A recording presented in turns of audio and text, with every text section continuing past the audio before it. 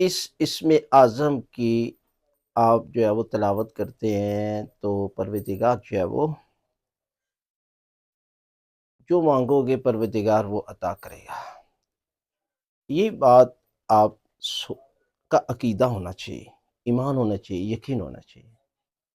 وہ کون سا اسم اعظم ہے؟ اس سے پہلے ہم نے آن لائن بزنس سٹارٹ کیا ہے، جس میں ایرانی چادر ہے، عبایا ہے، عطر ہے، خاک شفا کی تسبیح ہے، سجدہ ہیں، بینر ہے، علم ہے، بکس وغیرہ۔ اگر آپ ہم سے لینا چاہتے ہیں تو آپ سکرین پر نمبر موجود ہے، آپ ہم سے رابطہ کر سکتے ہیں۔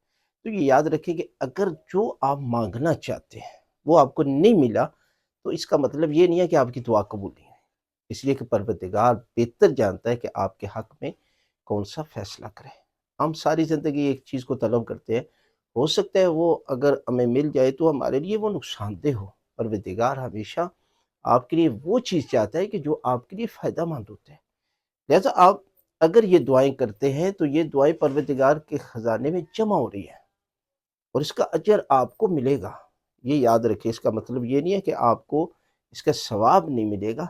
آپ اس اسم اعظم کی یہ آزمایا ہوا ہے اور لوگوں کو بتایا اور ہزاروں لوگوں کی دعائیں قبول ہوئی ہیں۔ کیا اسم اعظم ہے؟ بسم اللہ الرحمن الرحیم، یا واحد یا ذا الجلال والاکرام۔